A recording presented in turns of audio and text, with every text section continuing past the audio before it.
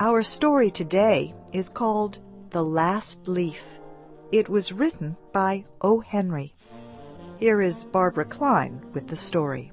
Many artists lived in the Greenwich Village area of New York.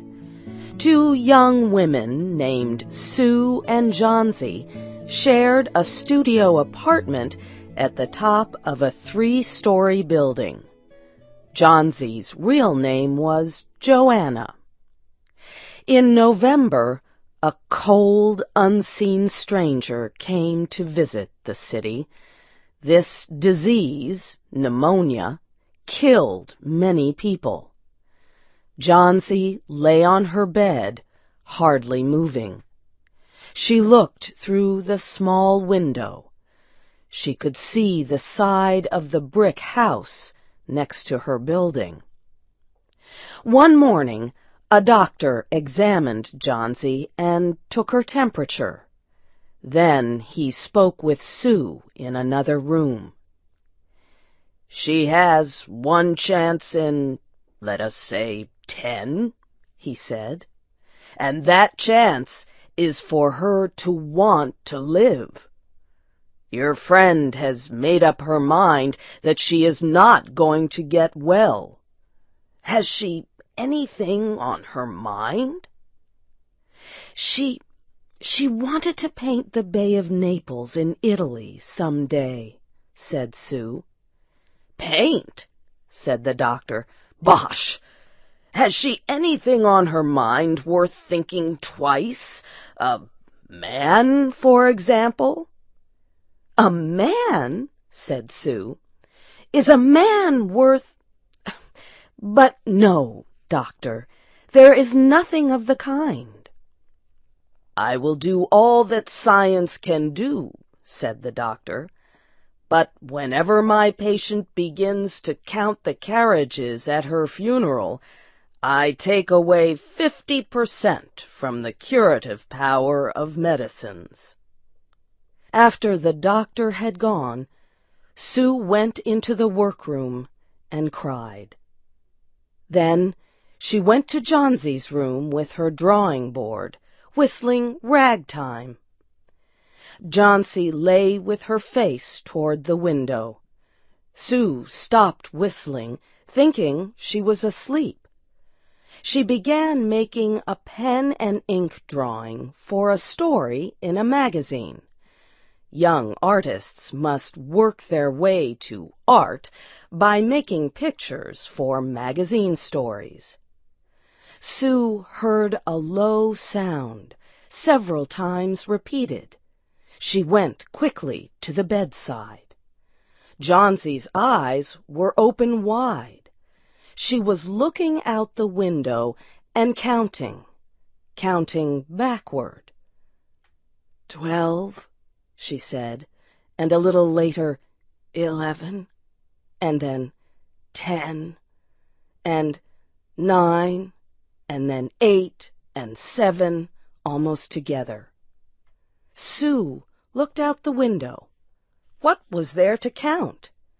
There was only an empty yard and the blank side of the house 7 meters away. An old ivy vine, going bad at the roots, climbed halfway up the wall. The cold breath of autumn had stricken leaves from the plant until its branches, almost bare, hung on the bricks. "What is it, dear?" asked Sue. 6, said Johnsy quietly. "They're falling faster now. 3 days ago there were almost 100. It made my head hurt to count them. But now it's easy. There goes another one. There are only 5 left now." "5 what, dear?" asked Sue. "Leaves on the plant. When the last one falls, I must go too. I've known that for 3 days. Didn't the doctor tell you?" "Oh, I never heard of such a thing," said Sue. "What have old ivy leaves to do with your getting well? And you used to love that vine. Don't be silly. Why, the doctor told me this morning that your chances for getting well real soon were, let's see exactly what he said. He said the chances were 10 to 1. Try to eat some soup now, and let me go back to my drawing so I can sell it to the magazine and buy food and wine for us." "You needn't get any more wine," said Johnsy, keeping her eyes fixed out the window. "There goes another one. No, I don't want any soup. That leaves just 4. I want to see the last one fall before it gets dark. Then I'll go too." "Johnsy, dear," said Sue, "will you promise me to keep your eyes closed and not look out the window until I'm done working? I must hand those drawings in by tomorrow." "Tell me as soon as you have finished," said Johnsy, closing her eyes and lying white and still as a fallen statue. "I want to see the last one fall. I'm tired of waiting. I'm tired of thinking.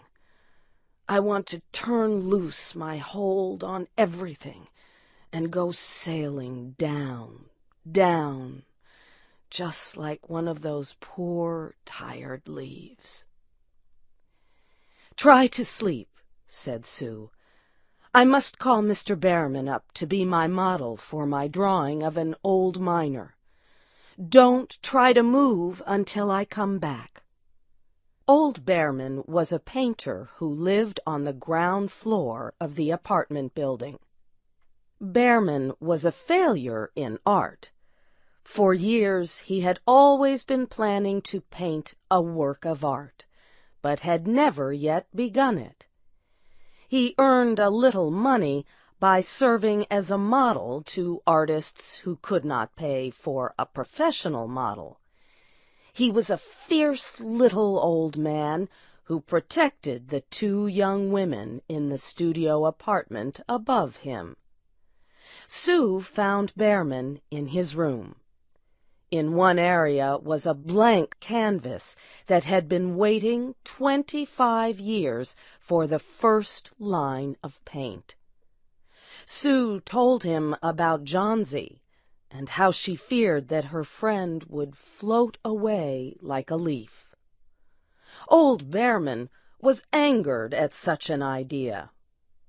"Are there people in the world with the foolishness to die because leaves drop off a vine? Why do you let that silly business come in her brain?" "She is very sick and weak," said Sue, "and the disease has left her mind full of strange ideas." "This is not any place in which one so good as Miss Johnsy shall lie sick," yelled Behrman. "Some day I will paint a masterpiece, and we shall all go away." Johnsy was sleeping when they went upstairs. Sue pulled the shade down to cover the window. She and Behrman went into the other room. They looked out a window fearfully at the ivy vine. Then they looked at each other without speaking. A cold rain was falling, mixed with snow. Behrman sat and posed as the miner. The next morning, Sue awoke after an hour's sleep. She found Johnsy with wide-open eyes staring at the covered window. "Pull up the shade. I want to see," she ordered quietly. Sue obeyed. After the beating rain and fierce wind that blew through the night, there yet stood against the wall one ivy leaf. It was the last one on the vine. It was still dark green at the center, but its edges were colored with the yellow. It hung bravely from the branch about 7 meters above the ground. "It is the last one," said Jauncey. "I thought it would surely fall during the night. I heard the wind. It will fall today, and I shall die at the same time." "Dear, dear," said Sue, leaning her worn face toward the bed, "think of me if you won't think of yourself. What would I do?" But Jauncey did not answer.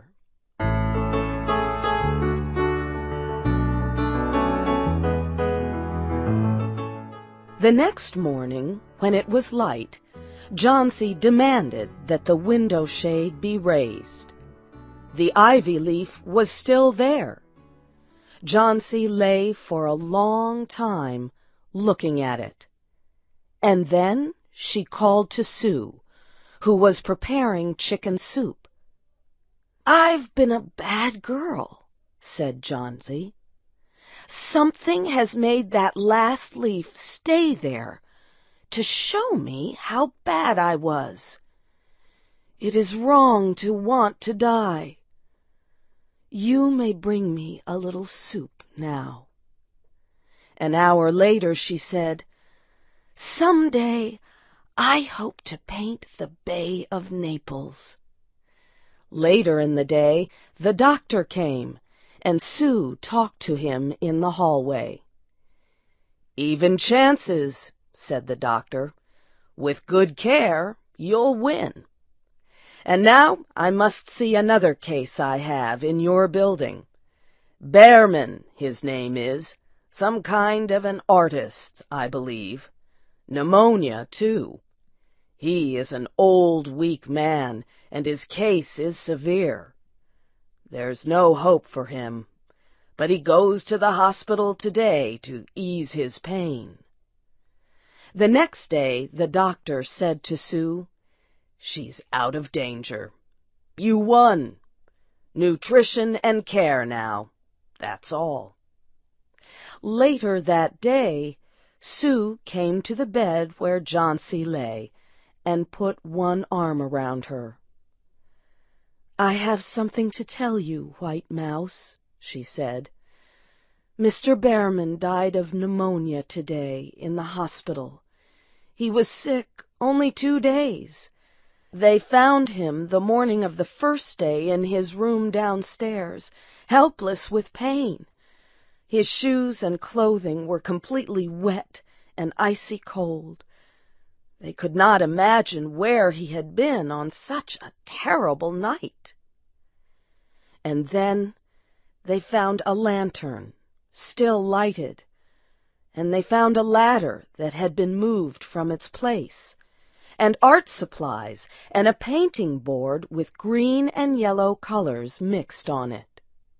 And look out the window, dear, at the last ivy leaf on the wall. Didn't you wonder why it never moved when the wind blew? Oh, darling, it is Behrman's masterpiece.